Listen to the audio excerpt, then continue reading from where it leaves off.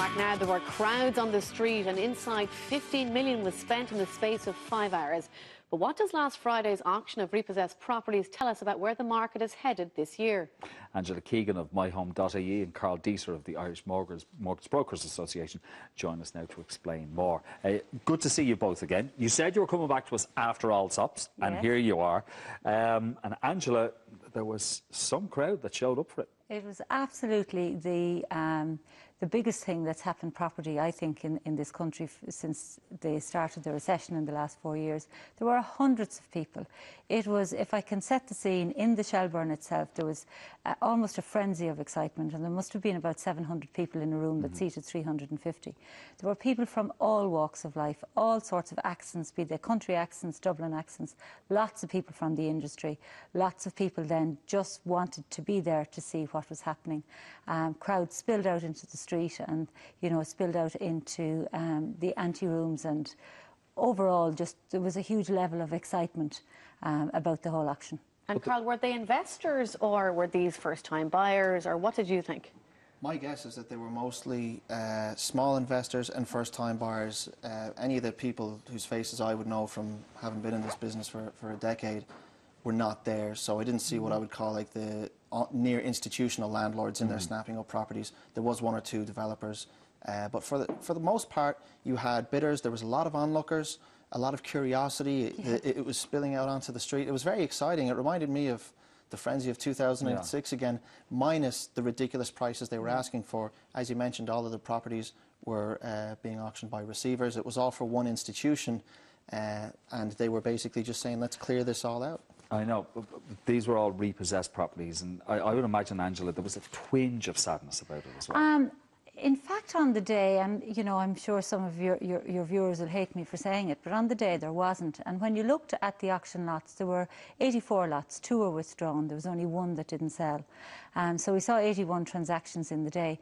But you had, for instance, 10 apartments in the same unit in Castleknock. You had another 10 apartments in the same unit in Castleforbes, which is just behind the O2. You had, I think it was 6 apartments in a block in Galway, 4 in a block in Cork. So while there was the odd home in there, you could see that there were investors that had overstretched, that the bank had called time on.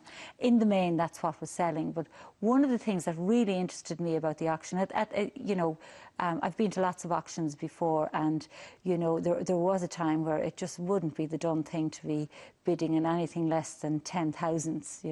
The auctioneer was very happy to take an increase in a bid of 1,000, and the bids all went up in 1,000. So while it was all very exciting, there was like a new reality that this is a distressed auction property, a distressed properties that are being auctioned, and the prices in the main, it actually surprised me in the main, because practically all went in excess of the reserve, and I think in general they went about 30%, I think, an increase on reserve. But while it had the overall excitement and would throw you back to 2006, 2007, there were just some little markers, such as the increments in which people were bidding, the type of people who were bidding, which would lead you to believe that this is the start of something different. I would just temper any sort of thought of feeling sad for the seller of the property with the fact that for the most part, almost actually exclusively, it wasn't a case that someone had been thrown out of this home and then it was sold. These properties were either unoccupied or they were parts of portfolios owned by investors. So rather than looking at it like that, the way that I saw it was that people had an opportunity to buy a home, pay a normal price for it that wasn't crazy, and get on with their lives and have families and do all the things that they'd hoped to do. You say, Angela, there was a tremendous reaction to the first sale. It was incredible. The first sale, and it wasn't the most exciting lot going. It was a studio apartment in Temple Bar, and it was guiding 80,000. And the bidding started, and very quickly it was up to 126,000, and the property was sold. And there was a spontaneous round of applause in the room, and I think the round of applause was caused by 2 things. I think, one, there was a sense of relief that it's almost like we're under starters' orders and we're off, in that people still see bricks and mortar as a sound investment if priced correctly over time. And secondly, surprise in that it went so way ahead of the reserve, because it's a studio apartment, and on our site at the minute we've 1 and 2 beds around the 140 mark. So you're kind of saying that's not exactly a bargain basement price to be paying. But there was, you know, a huge appetite for the property. There were bids coming in from the street. There was once one apartment in Leach actually sold on the street. That was about, I can't remember, it was one of the early lots. And as I say, the room was packed. People couldn't get in.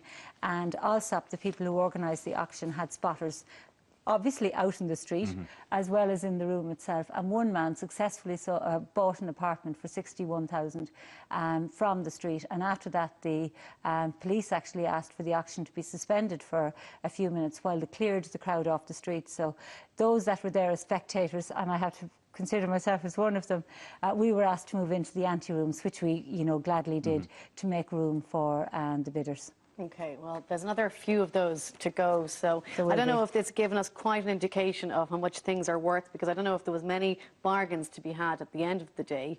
But with the next one, maybe we might see a bit more of how the value of property in this country. I think anyone who's looking for a property in or around the locations where the properties were sold, and the locations were quite limited, will certainly get a good idea as to the value. But nothing can substitute for the absence of, you know, a sold price register. And I think we have to urge the government to very quickly, you know, publish the sold price register so that people who are looking to buy are working with the most up-to-date information. Carl, before we go today, Permanent TSB announced yesterday for tracker mortgages that they will pay the money if they pay off lump sums. Give us more detail. That's right.